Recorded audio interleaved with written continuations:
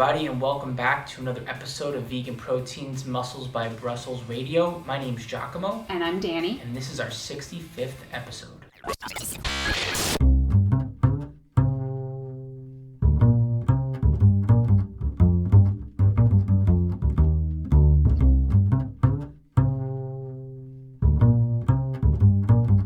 Hey everybody, thanks so much for tuning in again for another episode. We always appreciate having you here. It's been a relatively uneventful few weeks here. Yeah, it hasn't been too much to write home about. Honestly, I feel like we're getting used to the fact that we'll be hunkering in our bunker for the winter, except it also kind of feels like we've been doing that for quite some time. Yeah, I'm definitely not looking forward to the winter this year. I don't really love the winter anyway. It's, winter in New England, it's really pretty at first and then it just drags on for like 8 months, it feels like. So not my personal favorite, but given the fact that all the stuff that we are able to do outdoors right now, presumably is going to be impossible to do in sub-zero temperatures. So we're trying to think of solutions to that.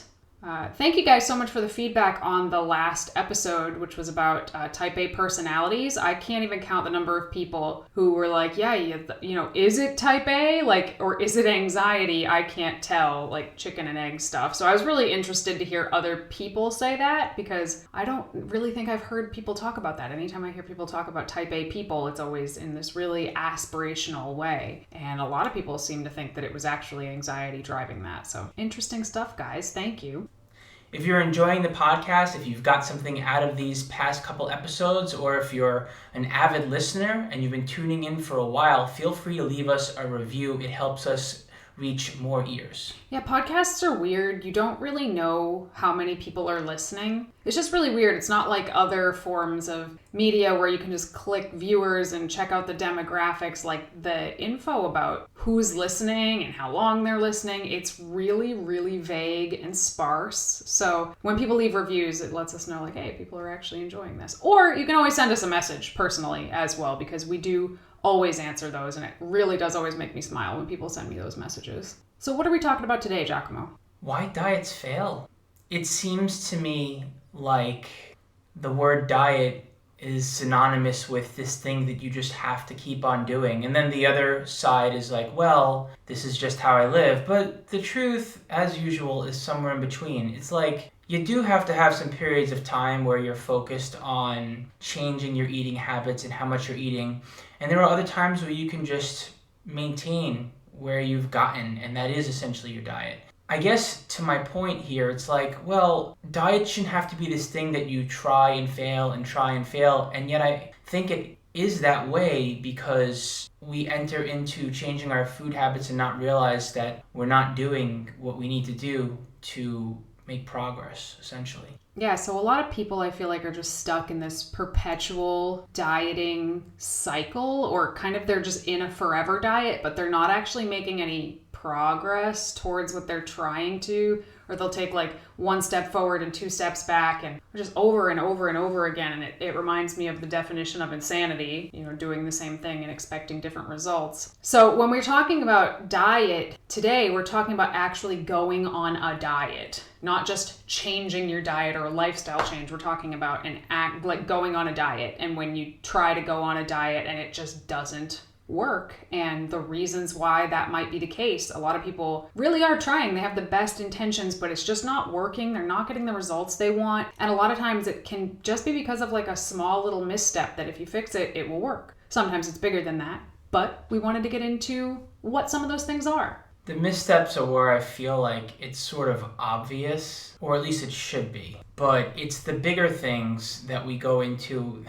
How do I word this? There are certain things that we need to be doing right that we just miss the mark on from day one, and we get hung up on the details when it comes to dieting. Honestly, a lot of it really just has to do, I feel, a lot of it has to do with basically committing to suffering somewhat without taking it to extremes. Like, you have to acknowledge and accept the fact that you need to be eating less. And I think that we cheat ourselves out of being in a dieted phase because we like the idea of it, but when it comes time to put the work in, we just don't want to be hungry. So we wind up doing these things that we don't realize that basically prevent us from being in a caloric deficit. Well, that's the bottom line right there, is that if you're dieting and you're not losing weight or body fat, the very, very, very simple answer is you're eating too much. And I know that statement pisses a lot of people off for a lot of reasons, but it's still a simple fact that if you're not losing, then you are eating too much. You are not in a caloric deficit. Right. So how can that be possible, right? How can it be possible that somebody is on a diet and they're not in a caloric deficit? So this is the real question, right? If we know you need to be in a caloric deficit to lose weight or lose body fat, or absolutely to lose weight, and you're not losing weight, then you are not in a deficit, right? You following me so far? Mm-hmm. What are the reasons that may be happening? I think there's a lot of them. Some of them are your fault. Some of them are not your fault, but that's still the basic premise.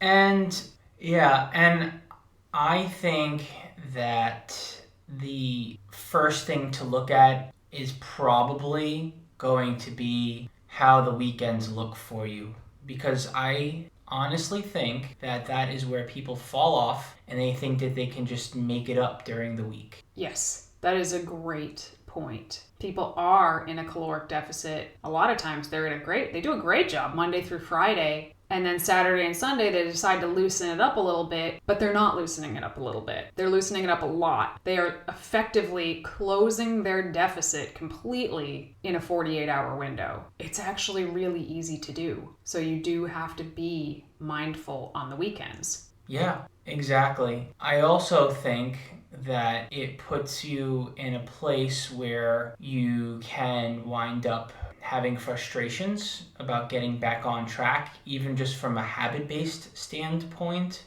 And I also think that it sort of puts you in this mindset where you're creating more anxiety than you need to because of that behavior over the weekend. It feels out of control and it sort of feels good or blah, blah, blah. And then you turn around and you're like, oh my gosh, I have to get back on it. And I'm okay because I'm on it the whole time. As opposed to just trying to be a little more balanced and consistent with being in a caloric deficit. Or, hear me out, if you're going to eat more on the weekends, be accountable for it while you're also being mindful of how much you're eating on the weekends. In other words, it's not rocket science. It's not like you can eat more on the weekends when you're in a caloric deficit. You just have to make sure that your daily caloric average keeps you in a dieted down state. And that means like you take the average over 7 days, and that number that you come up with has to be an amount of calories that keeps you in a dieted state. So to add on to that, if you are nailing it Monday through Friday, but then you're off on Saturday and Sunday and feeling like, it's just the weekend, the other 5 days I'm hitting it right on the head. If you're off for Saturday and Sunday, you're off 28% of the time. That's a lot. But on top of that, like Giacomo said about frustration and anxiety, when you do your next weigh-in or check-in or however it is you're checking your progress and you haven't made progress, a lot of times you feel like, well, why am I even bothering to try so hard Monday through Friday? Because in your mind, you're nailing it. You're kicking ass Monday through Friday. You're leaving 28% of your progress on the table. In your mind, you're killing it. So then when you don't make progress, you're like, well, why should I bother? Rather than actually looking at the fact that, like, are you nailing it? Because 2 days of the week being 500 or 600 calories over, that can close, depending on how big your deficit is, that could close it. And 500 or 600 calories over on the weekend is nothing.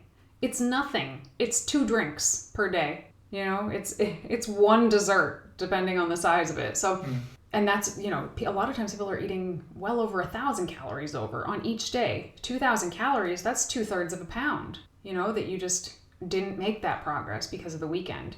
So one of the things that I do with my clients that are on a diet or in a fat loss phase is we implement deliberate, calculated refeeds. The weekends are higher calorie, but when you add it all up and average it out, like Giacomo was saying, it's still a deficit. And you're not just not paying attention on the weekends, you're just eating a little bit more strategically. So yeah, I think that's the first thing to look at, is giving yourself that grace over the weekends while also being a little more than mindful, actually knowing what you're doing. It makes such a big difference, and I feel like you don't necessarily need that amount of control, but it definitely does help. And I think it just makes things happen a little bit faster, especially if you're the type where weight just doesn't just fly off you naturally. Which is most people. Some people do lose weight really easily, but most people don't. And I think a lot of people are just miscalculating what they're eating, period. Like every day. They're missing the little BLTs, as we call them, the bites, licks, and tastes. Or, I was actually just talking to a client about this morning. A lot of times when people kind of eat off plan or eat over their plan, they don't log it at all because they can kind of pretend like if they didn't log it, it didn't happen, or like they don't want to face it themselves, so they just don't bother plugging it in.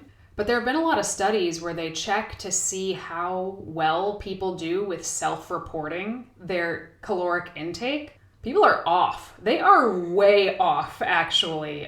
Even nutrition professionals in general, when self-reporting their nutritional intake, they're off by like 20% sometimes. 20%, that could be your entire deficit, the entire thing. So how does this happen? Well, in my experience, it happens over time. A lot of times I'll catch myself doing this towards the end of a prep. At the beginning of the prep, I'm weighing my soy milk that goes in my coffee. I'm like weighing my lettuce in a giant salad or something. And then as prep goes on, I'm like, I know how much soy milk goes with my coffee, and I just start eyeballing it. Or I have like more cups of coffee with soy milk in them through the day and I'm not plugging them all in, or I am just loading up on vegetables, which is definitely the least of all the concerns. But it still adds up. It all adds up. And if you're not accurately trying to track it, then you are almost definitely eating more than you think you are. Yeah, 100%. And then the other thing to pivot from paying attention to our eating habits is I think it's important to also pay attention to what we're doing. And this is purely physiological. So, we have willpower and we have our smarts, and that's all well and good in our goals, but we are still in this human vessel and our body is going to fight us tooth and nail in an instinctual, primal way. What I'm saying is we have this tendency to conserve energy when there's less food coming through. So when we start eating less, our body finds ways to be less active. And these kinds of ways, sometimes we can pick up on them. There are more obvious ones, and in other ways, we don't pick up on them. So in other words, I am a very squirrely kind of person. You could say that.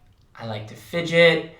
I'm constantly moving my body even when I'm sitting still. I expend energy in ways that I am unaware of, and that is part of my metabolism. Now, within 3 days of dieting, all of those processes just start to slow down. They're automatic, and when they start to slow down, I don't even realize it. I realize it because I can see you. And Giacomo, if you guys have never met him, he is always pinging off the walls. You're going to be 40 in 2 months. And I wish you guys could see the face he just gave me. Anyway, you're going to be 40 in 2 months, and I have seen you literally run circles around guys half your age. It's kind of crazy to me how you still have this much energy, but when he's so mad at me right now. But when you're dieting, at all, you just slow down. You don't ping as much. You're not as excitable. But it's a natural response. This appears in so many different ways for people. It can literally mean you're talking with gesticulating your hands less. It can mean you just don't get up as often.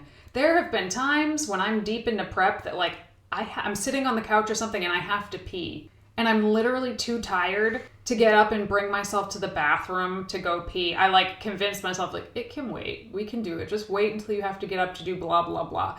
And that's your brain trying to conserve energy. Now, prep is a very extreme example, but the easiest way to mitigate this, what are you laughing? You look like you're laughing at me. I just think of the games that we play with each other to joke about how our activity is slowing, and sometimes it's funny, and sometimes that other person is so dieted down, they just give you the look of death, and they're like, don't even think about it.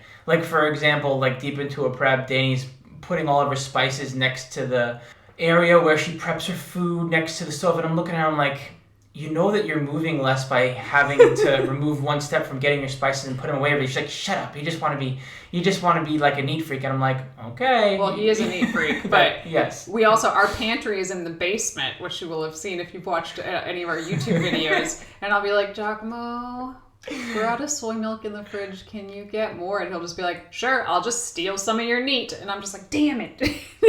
And then I'll have to go get it. My body is much, much, much more clever about not moving. Much more clever. So the easiest way to make sure that you're not doing less, that you're not physically moving less, in my opinion, the easiest way to do it is track your steps. That's it. Just track your steps. So when you're not dieting, just figure out how many steps do you get a day on average. It doesn't matter what it is. It could be 4,000, 6,000, 12,000. It doesn't matter. But if you know how much you move when you're not dieting, you want to try and move that much while you are dieting, maybe even a little bit more, to make up for all of the other movements that you're just not doing, whether you realize it or not. I mean, you're going to turn over less in your sleep. Things you literally can't control. So you have to make up for it some other way. And walking is the easiest way to do it. And making sure you're paying attention to how much you're walking. And it's funny, I am the first one to say constantly, hey, walking is the best thing for you because it doesn't cause fatigue and you don't burn muscle, so do it. Plus you get to move, right? So I'm selling this thing like it's a good thing, and in a lot of ways it is. You get out of your head, you are using energy, and it's not draining you per se. But the truth is, I do notice that personally, when I get more steps in, while I'm not tired or more fatigued, I do notice that my body is expending more energy in general, and I start mutter under my breath, like, damn it, more steps. That means that I'm getting deeper into this, because again, there is some suffering involved in this, and it's just something you have to accept. That's true. We could kind of talk about that, because a lot of times on this podcast, we talk about that it is stupid to suffer for the sake of suffering, which a lot of people feel like in order to get really lean or even to just drop 10 pounds, you have to suffer like an extreme amount. And if you're not suffering, then you're not doing it right. That's not true. You can, suffer to a point where you're actually shooting yourself in the foot. You can diet so hard that you absolutely will gain it back. We'll talk about that in a minute. There's so many reasons why you shouldn't suffer unnecessarily. That said, if you are losing weight, you are gonna be hungry. That is the facts. There are little things you can do to try to delay this, to try and almost trick your body into the... I hate the term trick your body. You're not really tricking your body, but you can kind of trick your body into thinking that you're eating more by eating more voluminous foods instead of dense foods. But eventually, it catches on. You're gonna be hungry. And a lot of times when my clients check in, I always ask them, how are your hunger and fullness levels right now? If I'm considering changing something on their nutrition or what have you, how are your hunger and fullness levels right now?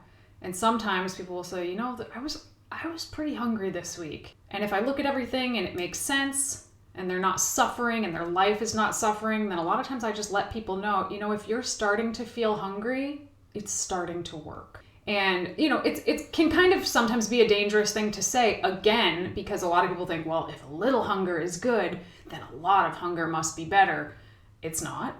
And I never want somebody to take that sentence to the extreme, that they should always be hungry. But if their goal is to get smaller in some way, some hunger is going to be inevitable. And I think for me, it really helps to just make peace with that fact right out of the gate and don't try to fight it.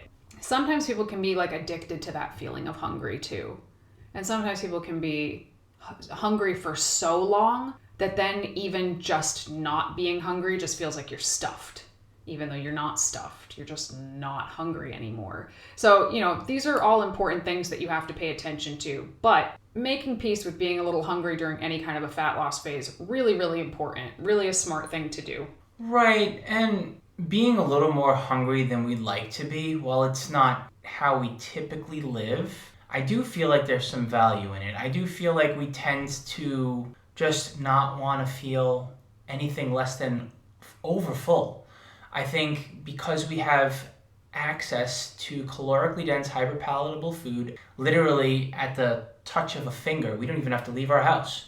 Someone will bring it to us. That it's easy to get accustomed to being overfull or craving the desire to be overfull. So I'm not saying to be starving, I'm just saying that dieting does teach us the discipline of being a little more hungry than we'd like to be. And obviously there's a rebalancing act after the diet where we can sort of live like that for at least some of the time. And you can think of it like a spectrum almost. When you're kind of in maintenance or just living your normal life, you should feel hungry and full equally throughout the day, right? If you're in a building phase or a gaining phase, you're going to feel full more often than you feel hungry. At the end, you might not feel very hungry at all. And then when you're dieting, you're going to feel hungry more often than you feel full. And like at the end of prep, anybody who's ever gone through a bodybuilding prep knows you're never not hungry at the end because it's so extreme. That's why we don't just recommend it to people across the board. But even at the beginning of prep, you're hungry more often. Your meals keep you fuller for a shorter amount of time, and you just kind of make peace with that. Right. The unfortunate part about the post-dieting phase is that your hunger signals don't catch up as fast as the rest of your body does. So you get to a place where your metabolism is where it needs to be. It's not dieted down, and you're not dieted down. But you're still hungry. And you're still hungry. So let's talk about that, because that's kind of one of the things that we just mentioned. Let's go way back to the first one we said, like you're killing it Monday through Friday, but the weekends you're kind of losing your mind. And we talk about how, yes, you need to take some personal accountability for how are your weekends going. The other thing to take into consideration is your deficit just way too steep that it's not possible to adhere to it 24/7, because that's also really common. As a lot of you guys know, if you go download MyFitnessPal and you're a woman and you tell MyFitnessPal that your goal is to lose weight, 90% of the time it's going to tell you to eat 1,200 calories. I can probably count on two hands over the course of over 1,000 athletes the number of women who I've needed to diet on 1,200 calories. Almost everybody, that's going to be way too low. Definitely way too low to start with. That's crazy. But if you're trying to, and let's say you have a lot of willpower, you like nail it, 1,200 Monday, 1,200 Tuesday, etc. through the week. By the time you get to the weekend, you're like literally starving, and it's not even about willpower anymore. Your body's just like trying to keep you alive, and then you eat a whole pizza and a half a gallon of ice cream, and then you feel like a failure when you're not a failure. Your body's doing what it's supposed to do. Like Giacomo just said, it's trying to regulate your metabolism. And if the deficit is too steep in the first place, you won't be able to maintain it and you won't make progress. So that to me sounds like the absolute worst case scenario of when a diet's not working. You're dieting so hard a good chunk of the time, and then you're binging really hard for a small portion of the time, and then you're not even making progress. Like, I can't think of anything worse than that. And we've all been there. Everybody has been there at one point or another, but it's brutal because you feel like you are being a rock star with your diet so often, and then you're just snapping, breaking, which is the only way that I can put it. This is not a deliberate choice, so I'm just gonna have a little pizza. This is like your brain breaks and you just start eating and you can't stop. And then the kicker, not only do you not make progress, a lot of times people gain weight. So you can be dieting and you could say, I'm dieting and I'm gaining weight. So it all comes back to like the bottom line of all of these scenarios. You're eating too much. You're eating too many calories. So the question is why,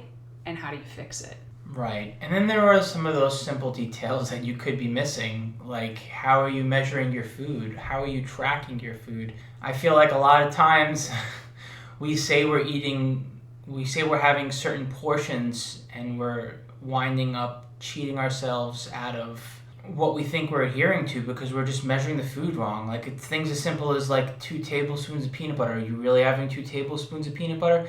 And sometimes things as simple as a scoop of protein. Like is it a scoop and a half of protein that you're having? Because those little things that are seemingly harmless, even when they're not the calorically dense foods and they're the satiating foods, the calories can still add up and your body will find a way to outsmart you because it's hungry and it doesn't want you to use more energy than your body. It's assuming basically that it needs to conserve energy. Yeah, and that comes back to the underreporting. Like a lot of times people are underreporting not even because they're just like, oh, I'm not going to log it, it didn't happen. You're right. They're just pulling out what they think is 2 tablespoons of peanut butter, and it's actually, if you were to weigh it, closer to 4. That's a 200 calorie difference right there. Other things that we've noticed in the past, like you said, protein powder, the serving will say 1 scoop, parentheses, 30 grams. And then you take the scoop that's in the jar and you pull it out and then you weigh it and you're like, holy crap, this is like 44 grams in this scoop. You're like, it's not even close. And that's how they get you to buy the protein more often. Bread, 1 slice, parentheses, 28 grams. And you put it on the scale and it's like 45 and you're like, what the shit? Again, all of this stuff, it doesn't really matter in the grand scheme of things. Like, you guys better believe I am not weighing bread when I'm not dieting, or weighing protein powder when I'm not dieting. And I don't want people to be doing that, because that's neurotic, and that's suffering for the sake of suffering, my friends, and it doesn't make sense. And if you're being consistent and eating the same 2 pieces of toast for breakfast every single morning, then you don't really have to weigh it. But if you are trying to lose weight, trying to lose body fat, and it is not working, you start looking at these things, because there could be a leak in your boat and you don't even know. Honestly, I don't even necessarily like to start splitting hairs and looking at everything out the gate. I think some of this stuff you start to look at 2, 3, 4 weeks in, and it gives yourself a little bit of time and a little bit of leverage. In other words, maybe just by making these changes without looking at the details, you start dropping weight, and then things start to slow down, and the first knee-jerk reaction is, let's eat less. Mm-hmm. And you find a way to do that by eating less on the weekdays, or eating more on the weekends, or just eating less in general. Whatever the case is, the first thought in everyone's head, mostly, is, how can I eat even less than I am now when the weight loss slows down? When it feels like the goalpost is moving further away. So what you're saying is, people in their minds think, I need to eat less. They rework their plan so it's fewer calories on paper, but in actuality it might not be, because they weren't actually eating what they thought they were eating in the first place. Is that what you mean? Yes, that, and also they wind up cutting too hard, and that can also be a different issue. Like, in other words, like going off the rails, like cutting their calories in half, for example, instead of trying to take a look at what's going on and also eating less. Yeah, there was a once upon a time, I think I've mentioned this before, once upon a time when I was a wee baby coach, and I was working with people, I would just cut their calories every week or every other week. But that was, if their goal was weight loss, whether they lost a pound or they didn't, if the goal was weight loss, we would just take their starting number and we would just hack it down over time. It worked. I mean, people got lean, but that was not the answer. And in hindsight, whew, boy, was that a bad move. It was a really bad move. And I think that's important to be able to admit when, like, you as a coach have, like, messed up in the past. I mean, luckily these people still talk to me, go figure. But if I could go back, and this is an important takeaway, a little bit off topic, but I think you guys will follow. If you are making progress, don't mess with it. Don't mess with it. You don't need to mess with it. You don't need to mess with your macros. You don't need to mess with your training program. You don't need to mess with your cardio if you are making progress. Because that, I think, is a big mistake, and it's a mistake fueled by anxiety, that you need this to keep going. How can I get this to keep going? ///. And it's like that backfires on you big time. So a little bit off topic, but I still think it's an important thing to mention. No, for sure. I feel like we can use anxiety to our advantage and also to our disadvantage. And this is one of those situations where perhaps we're doing more than we should because we're excited about making a change and seeing lasting change, right? And there are just certain tried and true things to look at and skills to have that work. So there are some reasons that absolutely, totally are not your fault that your diet might not be working. And it still comes down to you're eating too much, but why would 1,200 calories not be a deficit for somebody? Because there are some people where 1,200 calories isn't even a deficit. Why? Some people have medical conditions. I think it's a lot fewer than the media would like people to believe, but some people do have medical conditions where their metabolism is just that much slower. It could be a hormonal imbalance, they could be going through menopause, it could be PCOS, which I have myself. It could be all kinds of things that can slow down your metabolism. But this does not mean that it's impossible for somebody in those scenarios to be able to lose weight. You can. You absolutely can. I am living proof of that with polycystic ovarian syndrome, endometriosis. I remember when they diagnosed me with PCOS at 16, I was 210 pounds. I had all the symptoms of PCOS that you can imagine. And they told me to basically eat a high protein, low carb diet. Now, I was already vegetarian at that point, and I ended up going vegan later that year. And when I did, they told me that that was ridiculous. That was literally the worst thing I could do for PCOS. Well, I lost 90 pounds over the next few years, and it was simply because it was very, very simple. It wasn't magic veganism that did this, even though I attribute veganism to a lot of improvements in my health. I was eating less food. I was eating less calories. I was eating more food physically, way more food on my plate, which was so cool to me. I didn't even understand what was happening at the time. But in retrospect, I was eating probably half the calories I was eating before. Boom, weight loss. That's what it takes. And unfortunately, we can't just plug ourselves into the wall and find out what our metabolism is. There are all these calorie trackers, and some of them are more accurate than others, but they're all wrong to some degree. It would be really cool, and I think someday we will be able to plug ourselves into the wall and find out how many calories we burn in a day, but we can't. So you have to play with it. You have to be willing to play with it. You have to realize that you can't just go to a calculator online and plug in some numbers and get the right numbers. You're different. You might not be that different from the median, but you might be. Well, I think the other important thing to consider is just because it worked for you once or even twice doesn't mean it's going to work for you the third time. YOLO.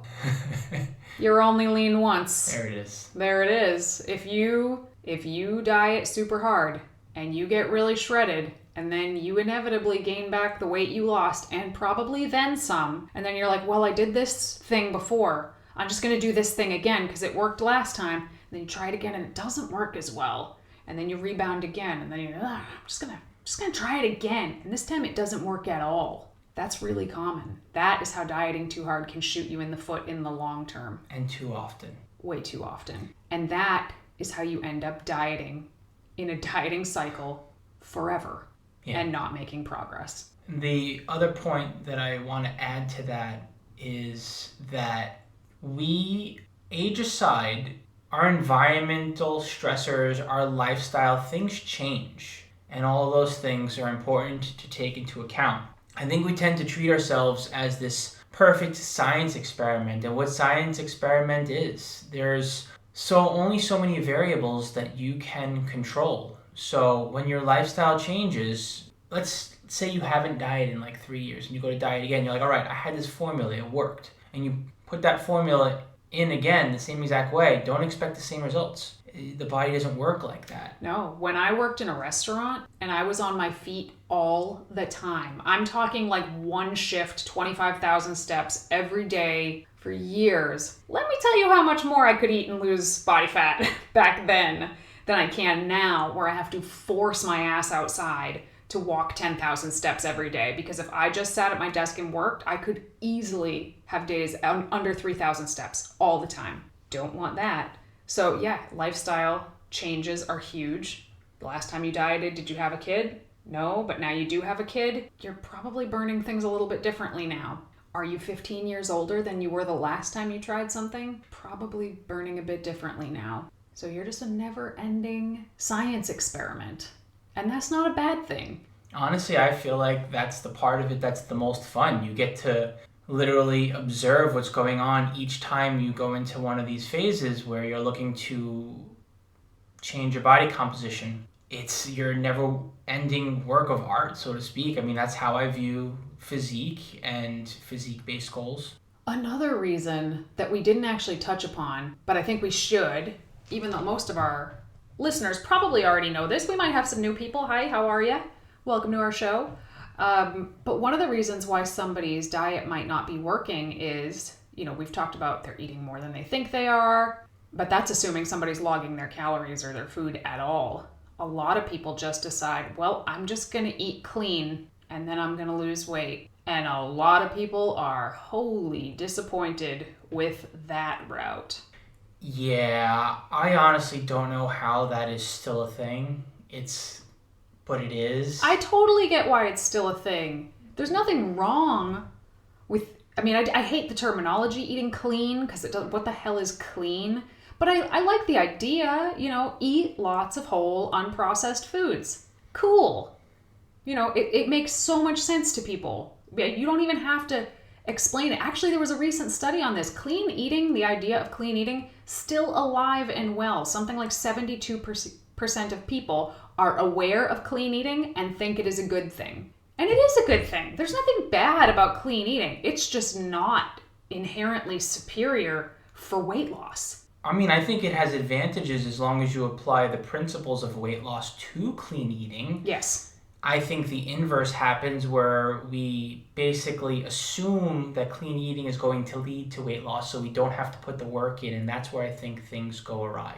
Yeah, you can have a smoothie bowl full of whole fruits covered in oats and coconut and almonds. This smoothie bowl could be 1,200 calories in one bowl, and you could still technically be clean eating. I, personally, the idea of baked sweet potatoes with almond butter and cinnamon on them, literally makes my mouth water. I could eat a giant plate of that, and I would certainly not be in a deficit if I were to eat just eating whole foods that I love. I think this is a great thing for people who have no idea about nutrition. They've never tried to take their nutrition into their own hands before. I think it can be a great way for people to learn to love whole foods, because I think people need to learn how to love whole foods, but it has a limit. Many people, just by switching from a standard American diet to a quote-unquote clean eating diet, they are going to be eating fewer calories and they will lose weight, and they'll think, wow, clean eating, magical. And then they discover dates stuffed with peanut butter and jars of roasted mixed nuts. It's all over. And then they're like, wow, this isn't working as well as it worked before. Because now they're eating, yes, whole foods, clean foods by a lot of people's definition, but now they're in a caloric surplus. A lot of people go vegan and gain weight. I read about it every day. I went vegan 6 months ago, and I don't know if I'm doing it wrong, but I'm gaining weight. Listen, I love veganism. I wish the world would go vegan, but there's nothing, especially in 2020 with all the vegan foods we have now. It's not veganism that's going to make you lose weight. It's a caloric deficit, which could be made easier by veganism because you're eating so much more volume and so much more fiber if you are including whole foods, but you may still not be in a deficit. Yeah, and we wind up placing this sort of unrealistic attachment to veganism or clean eating, and we start to become emotional about it. And on top of that all, the worst part about it is we wind up reaching out to others without giving enough context because we don't understand what we're doing, and then we start to blame ourselves. And then you wind up being the person who feels like a failure all the time when really there were just some things that you could have been doing differently, while also embracing veganism and clean eating and checking in with yourself to make sure that you were learning and that your goals were being reached. There's a lot of pieces that need to be in place to have a successful diet. Some people get it right off the bat and they figure out something that works really well for them and it's sustainable. But I would say those people are in the minority. Most people are just kind of beating their head against a wall for years, sometimes decades, trying to find something that works for them and feeling like there must just be something wrong with me. There must be something wrong with my body. Why does this work so well for everybody else? It doesn't work so well for me. And a lot of times it's because we just don't learn these fundamentals. They don't teach us this in school. So, we learn about nutrition from magazine covers that are just trying to get you to buy their magazine, or, the loudest coach in the room who's just saying something flashy and exciting. It's actually, it's all about these basics and really having a pretty good understanding of them in order to be successful. It's possible. It's totally possible. It's totally doable. You just may need to take a harder look at what you're doing. Pretty much.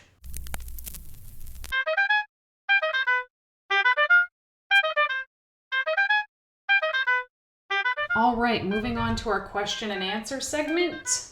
Oh God, reading Giacomo's handwriting. Here we go. This one's for you, Giacomo. Giacomo is what our niece calls Giacomo. And there's a little more of a Giacomo. Giacomo? Okay, this question is for Giacomo.